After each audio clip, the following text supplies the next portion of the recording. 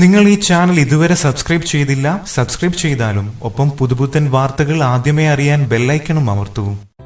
തൊടുപുഴയിൽ 7 വയസ്സുകാരൻ മർദ്ദനമേറ്റു മരിച്ച സംഭവത്തിൽ അമ്മയെ വൈദ്യപരിശോധനയ്ക്ക് വിധേയയാക്കി. ഇടുക്കി മെഡിക്കൽ കോളേജിൽ നടന്ന പരിശോധനയിൽ യുവതിയുടെ ശരീരത്തിൽ മർദ്ദനമേറ്റതിന്റെയും ചതവിന്റെയും പാടുകൾ കണ്ടെത്തി. നട്ടെല്ല് ഉൾപ്പെടെ ശരീരഭാഗങ്ങളിൽ ക്ഷതം സംഭവിച്ചതും കണ്ടെത്തിയതിനെ തുടർന്ന് വിദഗ്ധ ചികിത്സ നിർദ്ദേശിച്ചു. ഇതേ തുടർന്ന് യുവതിയെ വിദഗ്ധ പരിശോധനകൾക്കും ചികിത്സയ്ക്കുമായി കോലഞ്ചേരി മെഡിക്കൽ കോളേജ് ആശുപത്രിയിൽ പ്രവേശിപ്പിച്ചു. കുട്ടിയുടെ മരണശേഷം മാതാവും ഇവരുടെ അമ്മയും ഇളയ കുഞ്ഞും കുടുംബശ്രീക്ക് കീഴിലെ സ്നേഹിതയുടെ സംരക്ഷണ കേന്ദ്രത്തിലായിരുന്നു. പ്രതി അരുണാനന്ദ് കുട്ടിയുടെ അമ്മയ്ക്ക് നേരെയും ക്രൂര മർദ്ദനങ്ങൾ നടത്തിയിരുന്നതായി യുവതിയുടെ മാതാവ് വെളിപ്പെടുത്തി. ശരീരത്ത് മുഴുവൻ അടിയേറ്റതിന്റെ പാടുകളാണ്. കുട്ടികൾക്കു നേരെ കടുത്ത മർദ്ദനങ്ങൾ നടത്തുമ്പോഴൊക്കെ അരുണിനെ യുവതി തടയാൻ ശ്രമിച്ചിരുന്നു. ഈ സമയത്തായിരുന്നു മർദ്ദനങ്ങൾ. മർദ്ദനത്തിൽ പരിക്കേറ്റ് രക്തം വരുമ്പോൾ ടിഷ്യൂ പേപ്പർ നൽകി തുടച്ചു കളയാൻ അരുൺ പറഞ്ഞിരുന്നുവെന്നും യുവതി പറഞ്ഞതായി അധികൃതർ പറഞ്ഞു. 7 വയസ്സുകാരനെ സ്കൂളിൽ ചേർത്ത ശേഷം കുട്ടിയുടെ കഴുത്തിൽ കത്തിവെച്ച് ആരോടും ഒരു വിവരങ്ങളും പറയരുതെന്ന് ഭീഷണിപ്പെടുത്തിയിരുന്നതായും ഇവർ പറയുന്നു. ഈ വാർത്തയോട് നിങ്ങൾക്കും പ്രതികരിക്കാം ഒരു കമന്റിലൂടെ.